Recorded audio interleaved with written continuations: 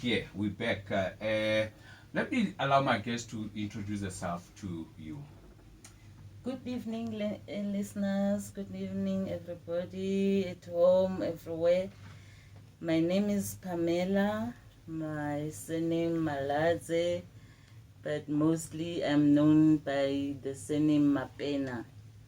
I'm currently a teacher at FJL's Primary in Randfontein. I'm teaching English in the intermediate phase. Thank you, ma'am. As you have heard, she is one of the teachers in the school FJL Wells. Yes. Primary Band School. Yes. Okay. Right.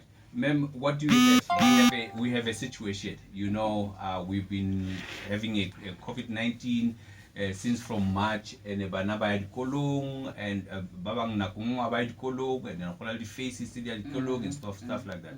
So what do you have for us so that maybe parents can be able to utilize your advices for the benefit of the child? Okay, thank you, sir.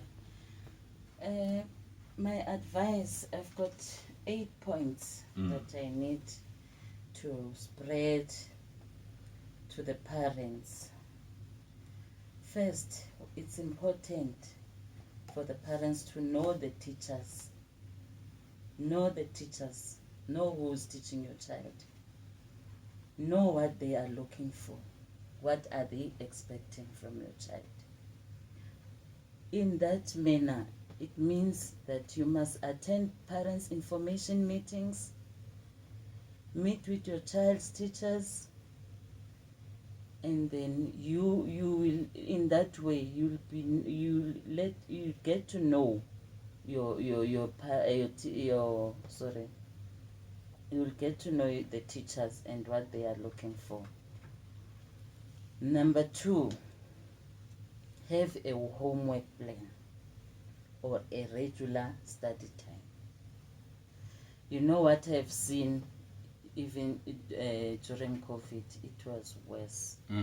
Because from the day we closed the school, let's say the 18th of March, we had almost 5 months with some grades. What we have seen, it's scary to see that a learner has closed the books since that time until the first day when the learners came to school in August. So it was a shocking situation. So I came up with this plan to say, no. What is happening? Because now at home, I made a plan for the kids to say, no. You can't go out to play. The whole day. So at least do something. Do something in the learning. So my children are lucky because I am a teacher. I always say, do the DBE book. I know parents, when we complain, they always say, my kid says teachers didn't give us homework. So I always tell them that if your child says there's no homework, there is that blue book, English and maths, every day there is homework. I can assure you that. So parents need to have that time that is stipulated at home. From this time to this time, you must be at your books. How do you do that? You have to create a friendly area, a quiet place for your child. Some parents, yes, they try, they organize homework centers or clubs. At home, make sure that there is no distractions. Your child is away from the TV, from the noise, so that he can or she can start doing his work. Now, as a parent, how do you check? Our parents of today, they work. They go to work every day. And they come home, they're tired. But you must make sure that you make time just to see the books for each date in the learner's books. Make sure that you keep supplies for stationery, because it's a problem when your child comes to school. I don't have a pen. I don't have glue. I don't have, you know, that stationery list that is given at the beginning of the year. You should always check against it. It should be on your fridge, making sure that your child is still having all those things that are there in the stationery list. So the other point, which is point number 3, I guess, help them. Teach your children to be independent. They must not depend on you. You know, some kids, they come to school and say, my mother came late from work. My father came late from work. Nobody was helping me. I always say, even us as teachers, when we give homeworks, we explain. We don't just give homeworks to say, go and do this. We explain what is expected.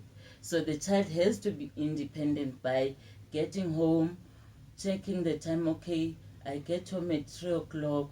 I have to rest from this time to this time, and then start my homeworks. So when you come home as a parent, the independent child should be showing you, Mama, I had this homework and this and this. Please check it for me. These learners of today are very lucky, Mr. Ngos, because they have phones. If they can utilize those phones at home, make sure that as a parent, your child has data so that can Google whatever information that is needed. Even us as a school, we requested dictionaries so that the child has an Afrikaans dictionary, English dictionary, so that it's easy to work with whatever homework you are given. Because if you don't understand the word or the meaning of something, you go to the dictionary or you go to Google. So if we can teach our children to be independent, to be able to have passion, another point, distractions to a minimum, no TV. Okay. You must again try point number 5,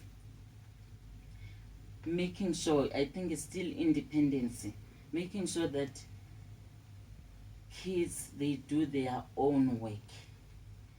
I like some parents, they go to such an extent to write for the children at the books. It is very wrong. Help your child, investigate with him or her, find information from Google if it's needed, but let your child write his or her own work. I always comment on learners' books to say, thank you, parent, for helping, but please don't write for her or him. Okay. At least on the scribbler and then the learner, so that by the time the learner is ready, because sometimes you have given a learner to prepare a speech. The mother writes a speech for him or her, and he comes to class to present some words he can't even pronounce. Yes. So it's good to help, but let your child do his own work. Sure. Yes. And then another thing, be a motivator, which is point number 6. Be a motivator to your children as well as a monitor. Ask about assignments. Ask what is happening at school. What did you do today? What are the projects for the week? What is expected?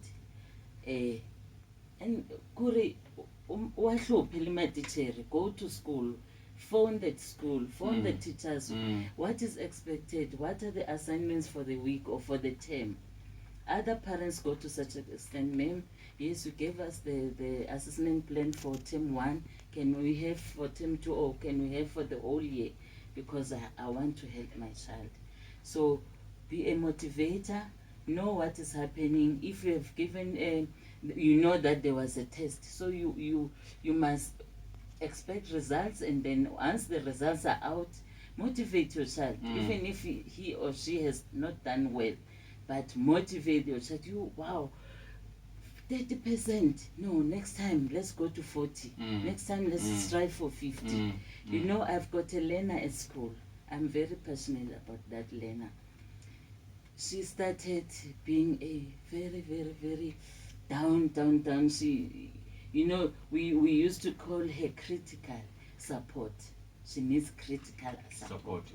Because, you know, when you do the schedules and reports, when you see the level ones from English, African,